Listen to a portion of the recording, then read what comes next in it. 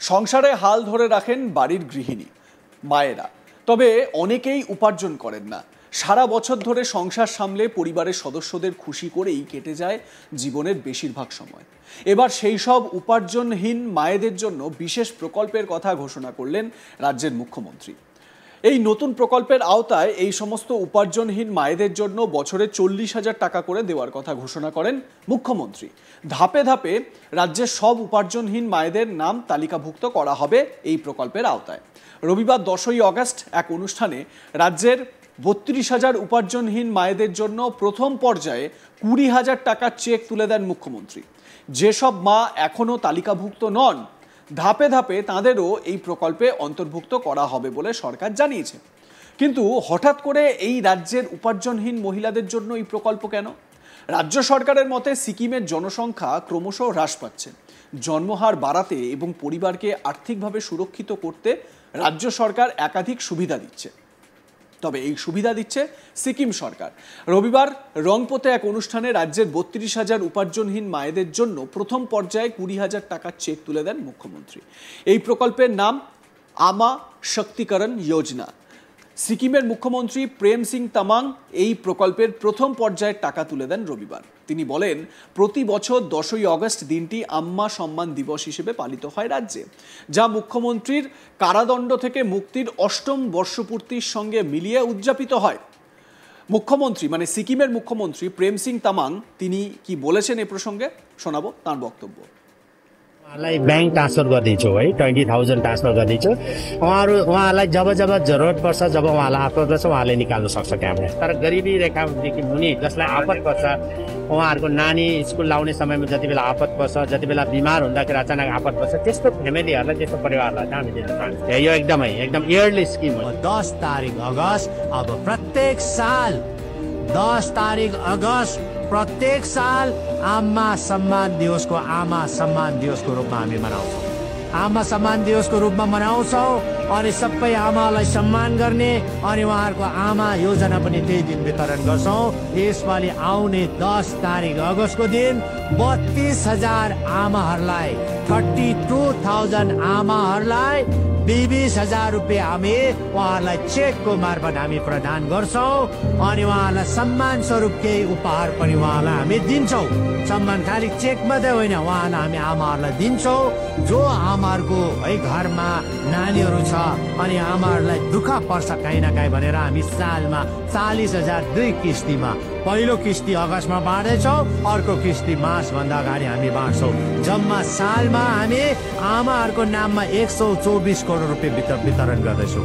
124 करोड आमाहरूलाई। त्यसमा हाम्रो चालकको है तपाईँको हाम्रो आमाहरू पनि पढ्न सक्छ, तपाईँहरूको परिवारको आमाहरू पनि पढ्न सक्छ। हामी उहाँहरूलाई सम्मान गर्छौँ अनि यसपालिको हाम्रो कार्यक्रम रम्फूमा, किनभने हामीले सेन्टरमै गर्नुपर्छ। हामीले एकदमै, किनभने साउथ वेस्टबाट आउनुको लागि सजिलो होस्, नर्थ इस्टबाट पनि जानु सजिलो होस् भन्ने हाम्रो सेन्टर पोइन्ट हो रम्फू हो। अगस्तमा अलिकति गरम हुन्छ, तर त्यो दिन सम्मान हामी गर्दैछौँ 32,000 आमाहरूलाई। तर पहिलाको सरकार धेरै, हाम्रो भन्दा अघि पनि धेरै सरकारहरू चल, तर आमाहरूको नाममा कुनै पनि यस्तो योजना थिएन, कहिले पनि पाउँथेन, सम्मान हुन्थेन, तर हामी सम्मान गर्दैछौँ। अनि त्यस्तो प्रकारले हामी आमा सहयोग योजना अन्तर्गत हामी आमाहरूलाई त्यो दिन एलपिजी सिलिन्डर पनि हामी बाँड्दैछौँ। अनि त्यस्ता आमाहरूलाई विभिन्न योजना जो पनि पाउँछ 32,000 देखि बाहेक अरू पनि योजनाहरू हामी बाँड्छौँ।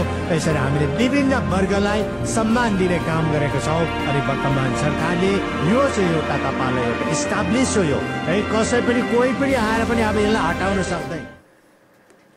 অনুষ্ঠানে সিকিমের মুখ্যমন্ত্রী ঘোষণা করেন রাজ্যে নারী আদালত গড়ে তোলা হবে, যা মহিলাদের পরিচালিত কমিউনিটি ভিত্তিক ন্যায় বিচারের একটি মঞ্চ। বিশেষ করে গ্রামীণ ও আধা শহুরে এলাকায় সহজ বিচার দেওয়ার জন্য এই উদ্যোগ নেওয়া হচ্ছে। অনুষ্ঠানে উপস্থিত ছিলেন মুখ্যমন্ত্রীর মা ধনমায়া তামাংও। জেল জীবনের স্মৃতিচারণা করে মুখ্যমন্ত্রী দাবি করেন পূর্বতন সরকার তাঁকে রাজনৈতিক প্রতিহিংসায় মিথ্যা মামলায় ফাঁসিয়েছিল এবং এই দিনটি তিনি আম্মা সম্মান দিবস হিসেবে বেছে নিয়েছেন। এবারে দেখুন, এই যে বাড়ির মহিলাদের, গৃহিণীদের বা বাড়ির মায়েদের হাতে যে অর্থ প্রদানের বিষয়টি, এটা সবার আগে, সারা ভারতে সবার আগে কোন রাজ্য করেছে? আমাদের রাজ্য পশ্চিমবঙ্গ। কার প্ল্যান? মমতা বন্দ্যোপাধ্যায়ের মস্তিষ্ক প্রসূত যে লক্ষ্মীর ভাণ্ডার কর্মসূচি, সেই লক্ষ্মীর ভাণ্ডার কর্মসূচির মাধ্যমে এই ব্যবস্থা মমতা বন্দ্যোপাধ্যায় করেছেন। আজ থেকে 4-5 বছর আগে পর্যন্ত বাড়ির মহিলাদের হাতে অর্থ সাহায্য দেওয়ার যে পরিকল্পনা, সেই পরিকল্পনা কিন্তু আমাদের দেশের অন্য কোনো রাজ্যে এভাবে নেওয়ার কোনো রকম প্ল্যান কোথাও হয়নি। সুতরাং এদিক থেকে বলা যেতে পারে আমাদের রাজ্য এবং রাজ্যের মুখ্যমন্ত্রী কিন্তু পায়োনিয়ার। তো সিকিমের মুখ্যমন্ত্রী তিনি এই যোজনা ঘোষণা করে কি বলেছেন, কি ব্যক্ত করেছেন শোনাবো। उहाँलाई ब्याङ्क ट्रान्सफर गरिदिन्छु है, 20,000 ट्रान्सफर गरिदिन्छु। उहाँलाई जब जब जरुरत पर्छ, जब उहाँलाई आपत पर्छ, उहाँले निकाल्न सक्छ त्यहाँबाट। तर गरिबी रेखादेखि मुनि जसलाई आपत पर्छ, उहाँहरूको नानी स्कुल लाउने समयमा जति बेला आपत पर्छ, जति बेला बिमार हुँदाखेरि अचानक आपत पर्छ, त्यस्तो फ्यामिलीहरूलाई, त्यस्तो परिवारलाई चाहिँ हामी दिन चाहन्छौँ। यो एकदम इयरली स्किम हो। 10 तारिक अगस्त अब प्रत्येक साल 10 तारिक अगस्त प्रत्येक साल आमा सम्मान दिवसको रूपमा हामी मनाउँछौँ। आमा सम्मान दिवसको रूपमा मनाउँछौँ अनि सबै आमालाई सम्मान गर्ने अनि उहाँहरूको आमा योजना पनि त्यही दिन वितरण गर्छौँ। यसपालि आउने 10 तारिक अगस्तको दिन 32,000 आमाहरूलाई 32,000 आमाहरूलाई 20,000 रुपियाँ हामी उहाँहरूलाई चेकको मार्फत हामी प्रदान गर्छौँ अनि उहाँहरूलाई सम्मान स्वरूप केही उपहार पनि उहाँलाई हामी दिन्छौँ। सम्मान खालि चेक मात्रै होइन, उहाँलाई हामी आमाहरूलाई दिन्छौँ। जो आमाहरूको है घरमा नानीहरू छ अनि आमाहरूलाई दुःख पर्छ काहीँ न काहीँ भनेर हामी सालमा 40,000 2 किस्तीमा, पहिलो किस्ती अगस्तमा बाँड्दैछौँ, अर्को किस्ती मार्चभन्दा अगाडि हामी बाँड्छौँ। जम्मा सालमा हामी आमाहरूको नाममा 124 करोड रुपियाँ वितरण गर्दैछौँ। 124 करोड आमाहरूलाई। त्यसमा हाम्रो चालकको है तपाईँको हाम्रो आमाहरू पनि पढ्न सक्छ, तपाईँहरूको परिवारको आमाहरू पनि पढ्न सक्छ। हामी उहाँहरूलाई सम्मान गर्छौँ अनि यसपालिको हाम्रो कार्यक्रम रम्फूमा, किनभने हामीले सेन्टरमै गर्नुपर्छ।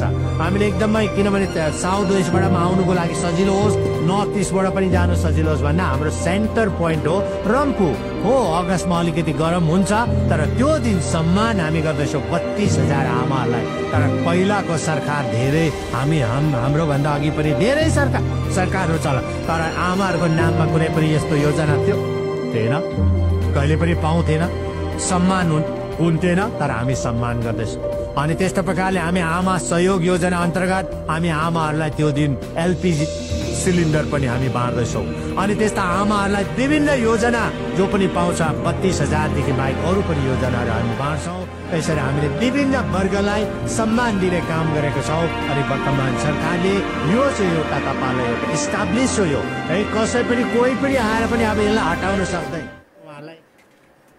আপনাদের মতামত জানান, দেখতে থাকুন আজ তাক বাংলা। সাবস্ক্রাইব করুন আমাদের ইউটিউব চ্যানেলটি, বেল আইকন প্রেস করুন নোটিফিকেশন পেতে।